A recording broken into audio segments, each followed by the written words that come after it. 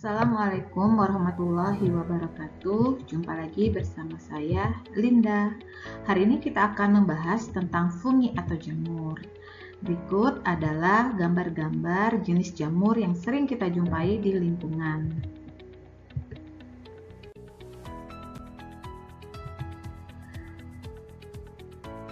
Teman-teman, saya memiliki 4 gambar nih tentang makhluk hidup atau mikroorganisme yang sering kita jumpai.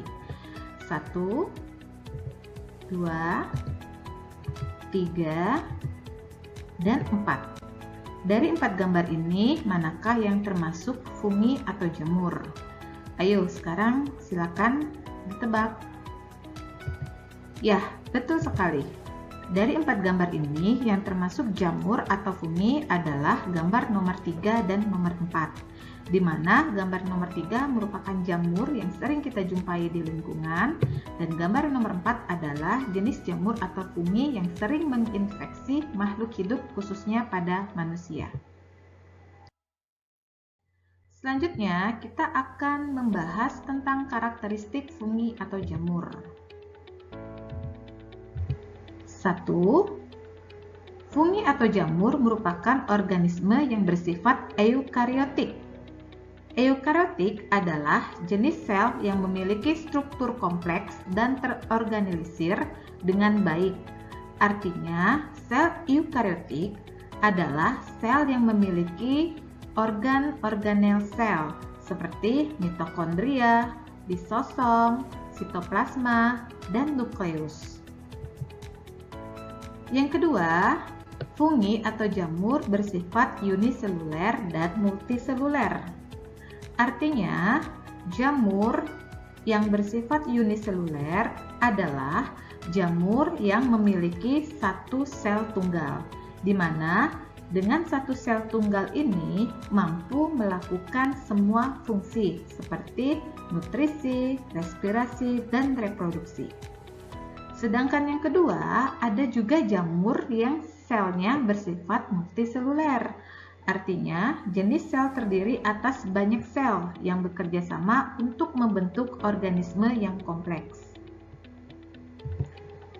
Ciri-ciri yang ketiga, dinding sel terdiri dari kitin.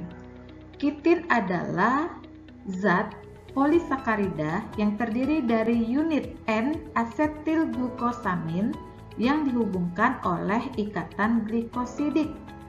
Artinya, kitin merupakan komponen utama dinding sel jamur sehingga memiliki sifat yang kuat, fleksibel, tahan terhadap enzim, dan biokompatibel.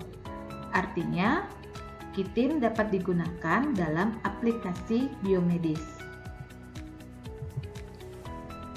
Selanjutnya, fungi atau jamur tidak memiliki kloroplas, artinya zat hijau daun, sehingga jarang sekali dan bahkan tidak pernah kita melihat jamur yang berwarna hijau. Selanjutnya, jamur atau fungi bersifat heterotrof.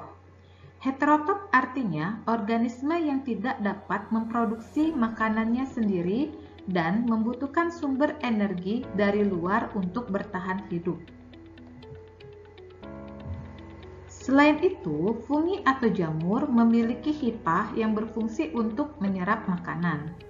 Secara reproduksinya, jamur atau fungi dapat melakukan secara seksual dan aseksual. Habitat pada jamur atau fungi adalah di tempat yang kaya organik, lembab, dan kurang cahaya. Jamur juga tidak memiliki akar, batang, dan daun sejati.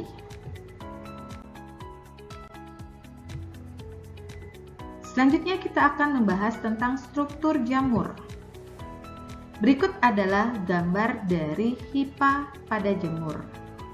Jika kita amati bahwa jamur terdiri atas beberapa hifa. Yang pertama adalah hifa senositik. Artinya hifa yang tidak memiliki sekat. Yang kedua, ada yang namanya hifa monositik, adalah hifa yang memiliki sekat. Yang ketiga, hifa dikariotik adalah hifa yang memiliki dua inti sel Sedangkan yang terakhir adalah Hippa haustoria, adalah hippa khusus parasit menyerap makanan pada inangnya.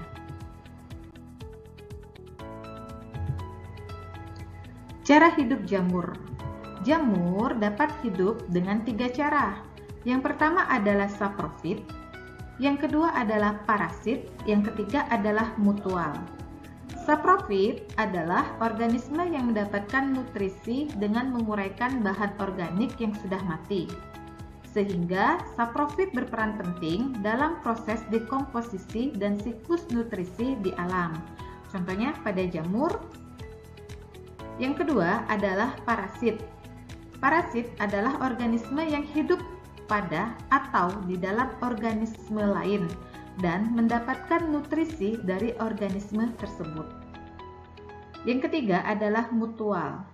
Mutual adalah interaksi antara dua jenis organisme di mana mereka saling menguntungkan.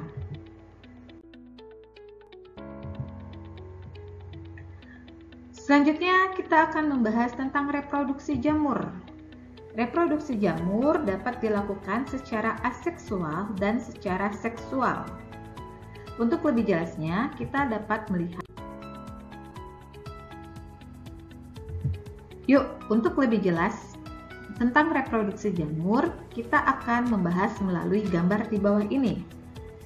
Di mana yang pertama, secara reproduksi seksual terdapat penggabungan atau penyatuan antara hippa positif dan hippa negatif. Dari penggabungan hippa positif dan negatif, kemudian terbentuklah yang namanya gametonia dengan inti sel yang haploid. Selanjutnya, gametonia menjadi plasmogami. Pada plasmogami terjadilah pembelahan secara zigosporangium muda. Selanjutnya, mengalami proses karyogami sehingga inti sel menjadi diploid. Setelah itu, terjadilah meiosis dan terbentuklah spora.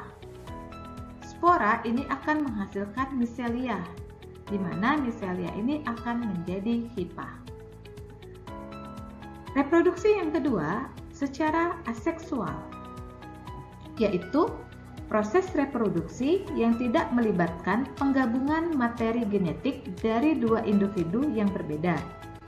Proses ini pada jamur yang pertama adalah ketika ada spora, spora ini akan menghasilkan sporangia, di mana sporangia ini akan menyebar dan berkecambah sehingga akan tumbuh menghasilkan miselium baru dan terbentuklah jamur kembali.